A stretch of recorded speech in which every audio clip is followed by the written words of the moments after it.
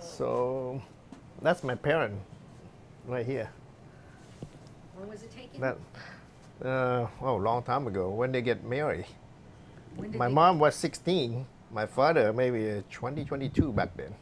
Oh my goodness. Yeah, that's their wedding day, I guess. So this was in Cambodia. No, yes, this is in Cambodia. Oh. Yes. Wow. Here, let me take a picture of that. So you need to explain. 16, my mom.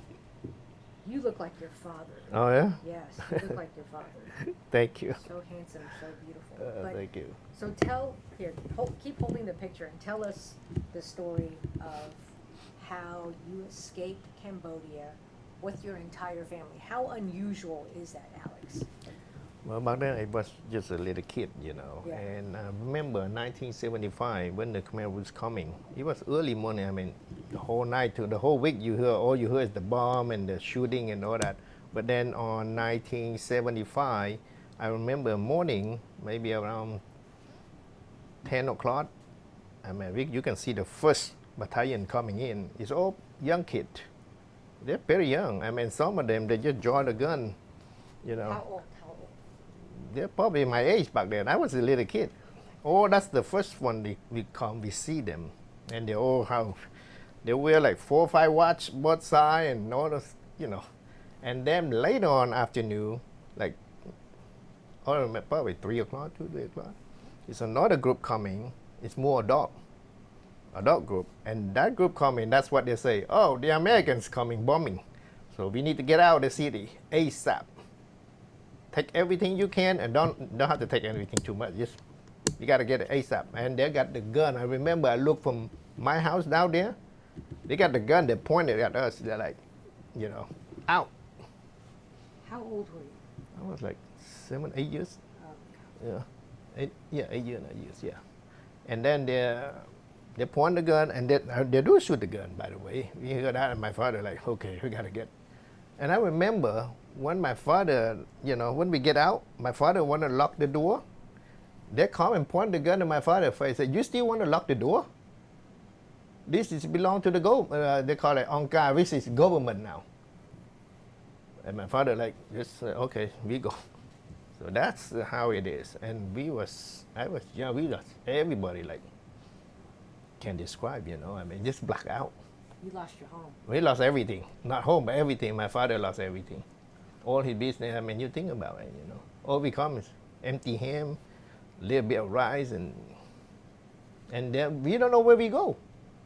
They tell us, just get out of the city, but we don't know where. And they just tell us, direction, just keep going. And that night, I remember, we circled the whole city and come back almost to my home again that night. Who was at your home?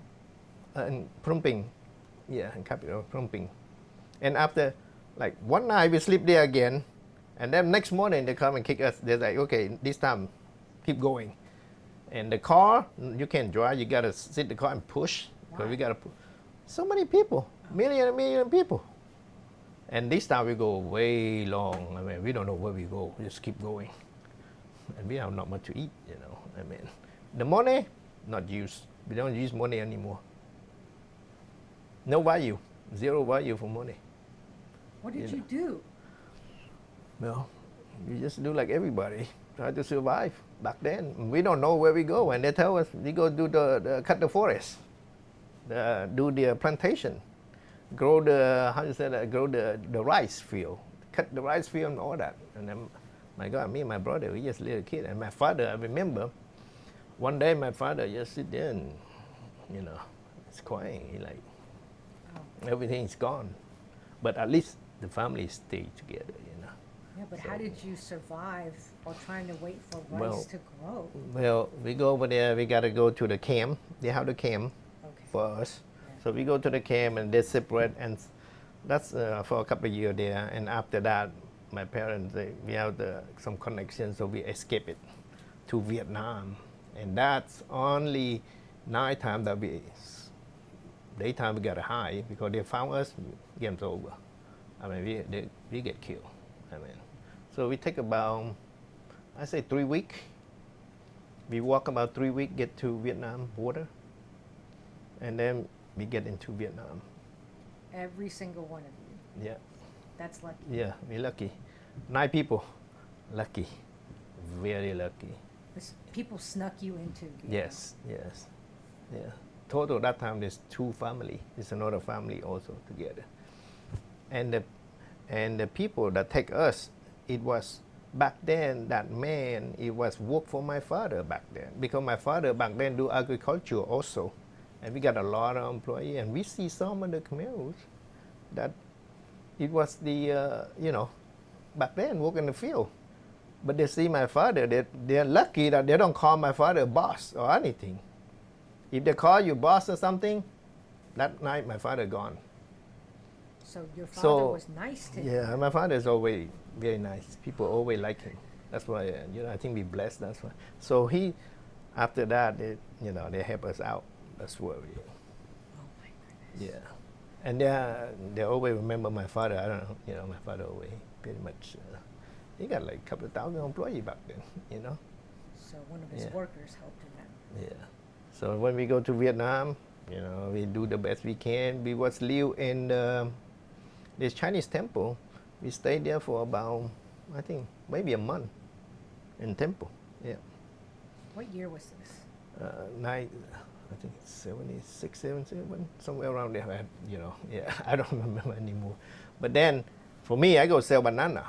I go sell cigarette with my sister over there in the street. Because they kicked you out of school. Yeah, and I can't go to school. I go only one day. After that, they're like, okay, you're not. Why didn't they let you go to school? Because first of all, we don't have no paper, and we are not Vietnamese. You don't speak the language? I don't speak the language, and we don't have proper paper either, because we are refugee. Yeah. And over there, we're lucky that we survived already. So, and that's where, so we, day after day, and after that, we do some papers, so we come to France. That's how our family get to Paris, France. And France accepted you? And France accepted, yeah. And then you started your education? Yeah, education over there. And think about it, 9 years, 7 years, 8 years, you don't go to school. So first time I go to school, it's kind of, wow, hard, right? Very tough, very tough. But then I try to play catch up, do so the you best. learned French then? Yeah. Oh my goodness. Yeah, I speak That's French. a hard language to learn. So it's not like you started. I think, God bless that I can speak French and all that Yes. language, so that's a part of the gift, I guess. That's an incredible story. But I still have problems speak English, God. right? That's incredible. So how many languages do you speak? I speak Chinese, Cambodia, Vietnamese, Thai, and English. Oh my God. You're super smart. Okay. So then let's look at this picture now, Dennis. Oh,